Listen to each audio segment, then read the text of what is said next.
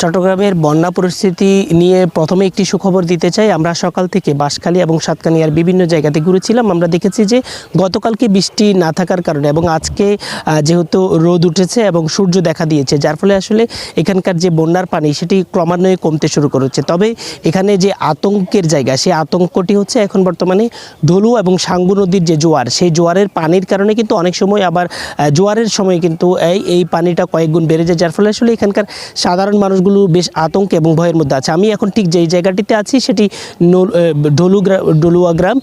এটি সাতকানিয়া শহর থেকে 15 থেকে 20 কিলোমিটার। এখানকার মানুষগুলো বলছেন এখানে তারা সরকারের পক্ষ থেকে এবং বিভিন্ন স্বেচ্ছাসেবী সংগঠন থেকে যে ত্রাণ দেওয়া হয়, তারা সেই ত্রাণ সহযোগিতা এখন পর্যন্ত পায়নি। আমরা এই যে এখানে যেই জায়গাটিতে দাঁড়িয়েছি সেখানে হাঁটু সমান এবং কোমর সমান পানি।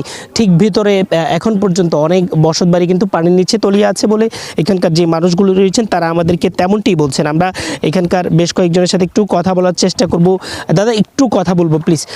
দাদা, ভিতরে কি পরিমাণ পানি আছে? যদি ভিতরে এখনো এই হাঁটু সমান এই এতটুকু পানি এখনো আছে। আমাদের পাশে সাঙ্গু নদী, তো সাঙ্গু নদীর যদি জ্বর আসে এখনো পানি বেশি হয়ে যায়।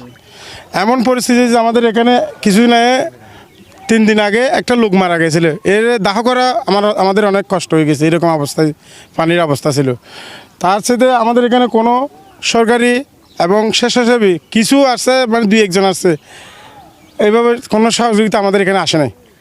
এর আগে কোনো গণমাধ্যম এবং রাষ্ট্রীয় সহযোগিতা, রাষ্ট্রীয় বা এমনি কোনো গণমাধ্যম এভাবে যে সরকার লাইভ হবে এরকম কোনো গণমাধ্যম আমাদের এখানে আসে নাই, কোনো কিছু প্রচার করে নাই। এই প্রথম আপনাদের দেখলাম। ধন্যবাদ আপনাকে। আমরা আরেকজনের সাথে একটু কথা বলবো। দাদা, এই যে দিদি, সেখানকার ভিতরকার পরিস্থিতি, আপনারা ত্রাণ পেয়েছেন কিনা একটু যদি বলেন। আমরা কোনো সরকারি থেকে কোনো প্রাণ পাই নাই এবং আমাদের কোনো কেউ কাউকে এরকম কোনো সাহায্য করতে পারে না এবং এখানে নলবান মানুষ অনেক দুর্বল, তার কারণে যে এখন আমরা অনেক কষ্টের মধ্যে আছি। এখন আমাদের বাচ্চাদেরকে নিয়ে আমরা অনেক কষ্টের মধ্যে আছে। আমাদের বাচ্চারা কোনো খাবার দাবার ভালো করে পাচ্ছে না এবং সরকারি পক্ষ থেকে আমরা কিছু পাই নাই। এখন আমরা আপনাদেরকে এটা অনুরোধ জানাচ্ছি, আমাদেরকে আপনারা একটু দেখিয়েন। আসলে দেখতেই পাচ্ছেন, মূলত তারা বলতে চাচ্ছেন যে সরকারি এবং বেসরকারি বিভিন্ন স্বেচ্ছাসেবী সংগঠন, রাজনৈতিক ব্যক্তিবর্গ যেই সহযোগিতা আসলে করছেন, সেই সহযোগিতা কিন্তু এখন পর্যন্ত এখানে আসেনি এবং তারা বলছেন যে আসলে মূল সড়ক থেকে যদিও পানি সরে গেছে, কিন্তু তাদের যে এলাকাভিত্তিক সড়ক সেটিতে এখনও পর্যন্ত পানির নিচে তলিয়ে আছে, যার ফলে আসলে চিকিৎসা সেবা ব্যাহত হওয়ার পাশাপাশি ত্রাণ সহযোগিতা কার্যক্রম সেটিও কিন্তু ব্যাহত হচ্ছে বলে আমাদেরকে জানানো হচ্ছে।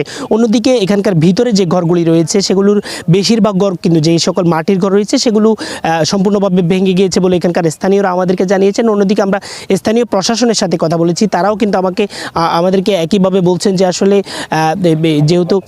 যেহেতু বিভিন্ন ঘর ভেঙে গেছে এবং তাদেরকে পুনর্বাসন এবং ত্রাণ সহযোগিতা চিকিৎসা সহযোগিতা করা হবে এবং সেটির জন্য কিন্তু ব্যবস্থা করা হবে বলে আমাদেরকে এমনটাই বলছেন এখানকার যে স্থানীয় প্রশাসন আছে তারা। তো এই ছিল এখানকার সর্বশেষ।